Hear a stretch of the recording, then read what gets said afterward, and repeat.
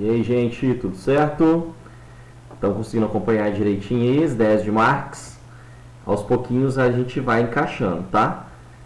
Claro que a gente não vai sair aqui super especialista na teoria de Marx, mas pelo menos algumas ideias mais gerais, algumas noções é importante que a gente tenha, como eu falei no vídeo anterior, tá bom? Então na aula de hoje nós vamos falar sobre o modo de produção capitalista, e também o conceito de mais-valia, tá bom? Então vamos lá, o que é o modo de produção? Toda sociedade tem uma forma, né, de organização para que consiga produzir, obviamente, né, que as pessoas consigam se manter, sobreviver naquela sociedade. Isso é o que a gente chama de modo de produção. Até coloquei aqui a definição em negrito embaixo. É a maneira como a sociedade está organizada, como um todo, não os grupos e as pessoas individualmente, não individual, é o todo, para produzir e garantir a sua própria sobrevivência. Então, ao longo da história, a sociedade sempre esteve organizada da mesma forma para produzir? Obviamente que não, né? Então, em cada período da história, as sociedades tiveram um modo de produção diferente, né? Uma organização diferente, né, de produzir. E, ainda assim, algumas sociedades variam muito, a gente sabe disso, no seu modo de produção. Por exemplo, a gente tem sociedades tradicionais indígenas, né, que sempre tiveram o seu modo de produção e ainda mantém, algumas delas mantêm ainda hoje, né? Se a gente for para algumas sociedades orientais, o modo de produção é um, sociedades ocidentais é outro, né? Então, obviamente, isso é muito diversificado, né? Mas a gente vai pegar aqui o modo de produção capitalista, que é o modo de produção que prevalece hoje e é o modo de produção do qual nós estamos inseridos, né? Então, interessa para a gente entender essa forma de organização produtiva, tá? Então, eu coloquei aqui, ó, exemplos de alguns modos de produção, né, que prevaleceram ao longo da história, né? O modo de produção primitivo, essa coisa bem primitiva mesmo, né, de alguns instrumentos de caça, o modo de produção escravista, o modo de produção feudal. E aí, se a gente pensar assim, de uma forma linear, né, vamos pensar dessa forma, né, uma sequência histórica, né, a história não é assim, não é sequencial, mas só para a gente, efeito didático, pensar agora, durante um tempo prevaleceu o primitivo, depois o escravista, depois o feudal, até chegar ao modo de produção capitalista. E estou falando modos de produção que prevaleceram nas sociedades ocidentais, né? Então a gente vai focar aqui, modo de produção capitalista. Não iremos falar do modo de produção socialista, nem dos outros, né? Beleza? Então como que funciona o modo de produção capitalista? Ele é interessante, não é? Quais são as consequências do modo de produção capitalista? Então vamos começar aqui, né, fazendo bem uma introdução mesmo aos pouquinhos ao modo de produção capitalista. Então no modo de produção capitalista, a troca ela divide-se em duas partes.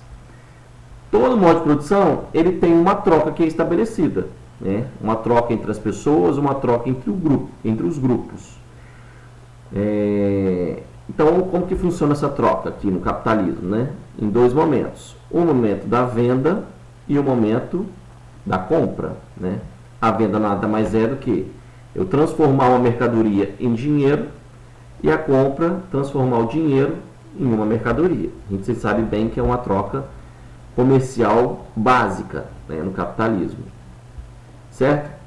Então, se a transformação do dinheiro em mercadoria e vice-versa, tem entre a pessoa e a mercadoria algo no meio. Esse algo no meio é o que? O capital, o dinheiro, né? Então, assim, o dinheiro é o intermediário na troca de mercadorias, servindo como meio de circulação. Essa é uma diferença no modo de produção capitalista para o modo de produção feudal, né? Então, o capitalismo ele substituiu o modo de produção feudal. Então, vamos colocar aqui. No modo feudal, vou colocar aqui bem grosseiramente, tá, gente? Não é bem assim não, mas é só para efeito didático. A fórmula basicamente era essa: mercadoria por mercadoria.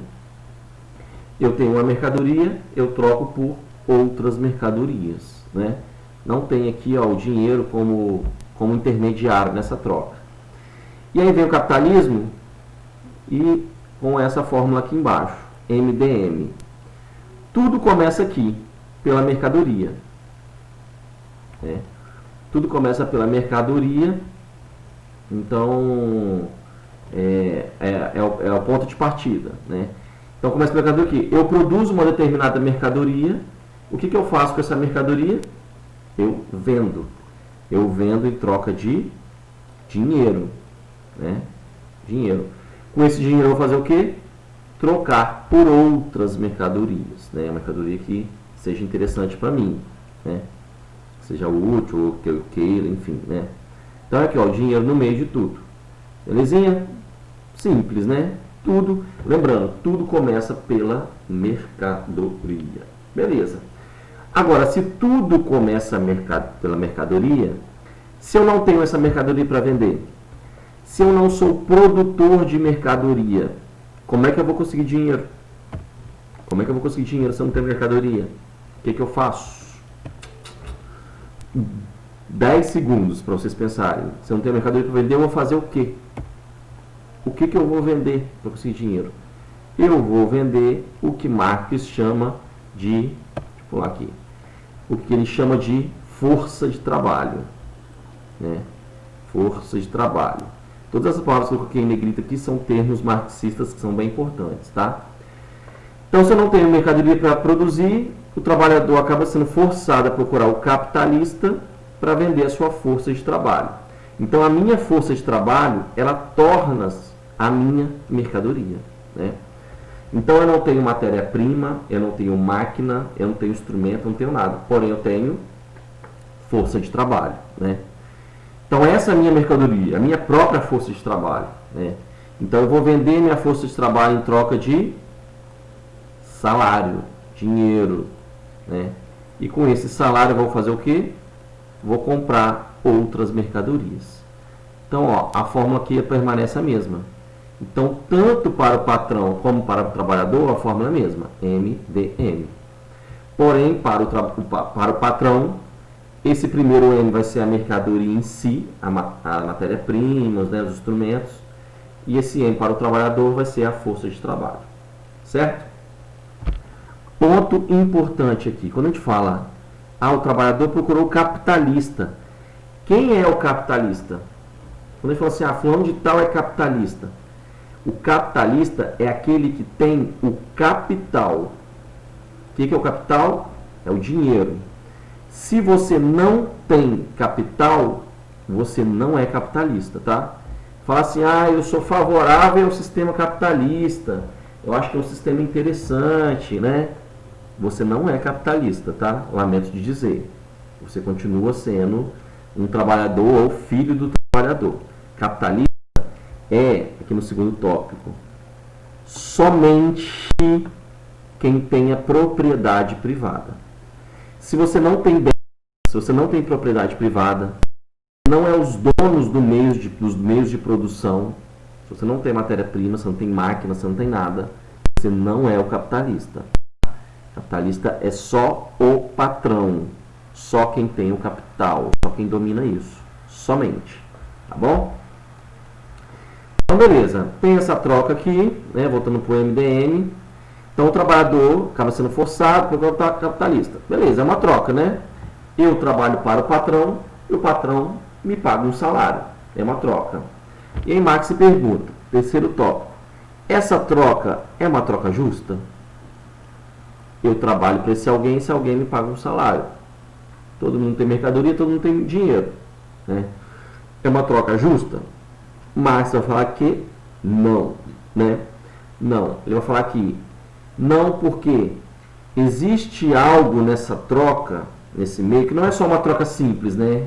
Eu vou lá, trabalho bonitinho, o patrão vai, me paga um salário, tá tudo certo, todo mundo tá lindo, feliz, vivendo, né? Super bem, né? Não é assim. Ele vai falar que nesse processo, nesse meio, né, acontece muita coisa que muitas vezes não está claro, né, para ambos, tanto para o patrão como o trabalhador. menos claro ainda para o trabalhador, né?